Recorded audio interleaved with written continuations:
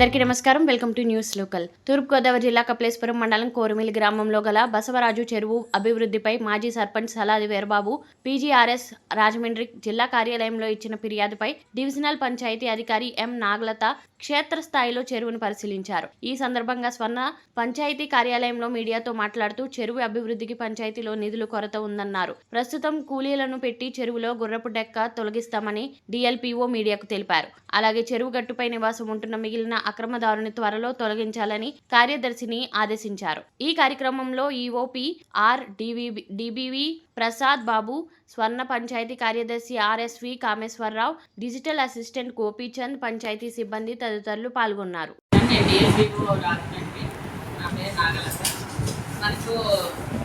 కపిలేశ్వరపురం మండలం కోరుమిల్లి గ్రామ పంచాయతీ నుంచి మాజీ సర్పంచ్ గారు సలాది వీరబాబు గారు పీజీఆర్ఎస్లో ఒక పిటిషన్ పెట్టారు. ఏంటంటే ఇక్కడ ఒక చెరువు ఉన్నది, ఆ చెరువు బసవరాజు చెరువు. ఆ చెరువు గట్టు మీద ఎంక్రోచ్మెంట్స్ ఉన్నాయి. గతంలో హైకోర్టుకి వెళ్తే ఆ ఎంక్రోచ్మెంట్ కొన్ని తీశారు, ఇంకా బ్యాలెన్స్ ఉన్నాయని చెప్పారు. రెండోది ఏంటంటే ఆ చెరువు అంతా కూడా గుర్రపు డెక్కతో ఉపయోగకరంగా లేదు, దాని మీద యాక్షన్ తీసుకోమని కోరారు. దాని మీద ఈ పంచాయతీని విజిట్ చేసి చెరువును పరిశీలించాము. అయితే నాకు పంచాయతీ సెక్రటరీ గారు ఏం చెప్తున్నారంటే హైకోర్టు ఆర్డర్ ప్రకారం నేను అన్ని కూడా ఎంక్రోచ్మెంట్స్ తీసాను, ఒకే ఒకటి ఉన్నది, అది కూడా మేము నోటీస్ ఇచ్చాము, త్వరలో తీసేస్తామని చెప్పారు. ఆ చెరువుని పరిశీలిస్తే దాంట్లో గుర్రపు డెక్క చాలా ఎక్కువగా ఉంది. ఆ గుర్రపు డెక్కను తీయటానికి అయితే మనకు ఫండ్స్ గ్రామ పంచాయతీలో 3 lakhs వరకే ఉన్నాయి. ఫండ్స్ సరిపోవు. ఎంత ఎస్టిమేట్ వేసినా కూడా మాకు 3 లక్షల వరకు అయిపోతుంది. దాన్ని ఎంజీఎన్ఆర్ఈజీఎస్ స్కీమ్, ఇప్పుడు పేరు మార్చారులేండి, ఆ స్కీమ్ నుంచి ఏదన్నా పెట్టి చేయడానికి ఎంపీడీఓ గారికి తీర్మానం అది అడుగుదాం అనుకుంటున్నాం. ఈ లోపల కూడా మేము వేరే సోర్సెస్ లో కూడా తీయటం కోసం డిప్యూటీ ఎంపీడీఓ గారు నేను మాట్లాడుకున్నాము. ఆ సోర్సెస్ లో కనుక స్టార్ట్ చేస్తే ఒక నెక్స్ట్ వీకే అది క్లియర్ చేస్తాము. లేకపోతే చెరువుని పూర్తిగా చేయటం కోసం ఎన్జిఎన్ఆర్ఎస్ గ్రాంట్ కూడా మనం ఎంపీడీఓ గారితో మాట్లాడి తీసుకోవడం జరుగుతుంది.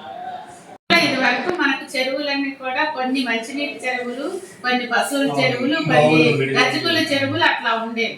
ఈయన ఒకే ఒక చెరువు ఉంది కాబట్టి బహుశా దీంట్లో నుంచే తాగే వాళ్ళేమో జనాలు. ప్రస్తుతం అయితే మనకు ఆర్ఓ ప్లాంట్స్ ఉన్నాయి ఇక్కడ, అంతేకాకుండా ట్యాంక్స్ కూడా ఉన్నాయి, ఈడబ్ల్యూఎస్ ట్యాంకులు కూడా ఉన్నాయి, 4 ట్యాంకులు ఉన్నాయి. వాటి నుంచి ట్యాప్ కనెక్షన్స్ ఉన్నాయి, 400 ట్యాప్ కనెక్షన్స్ ఉన్నాయి ఇక్కడ ఉన్న వాళ్ళకి. దాంట్లో నుంచి నీరైతే తాగటం జరగట్లేదని చెప్తున్నారు.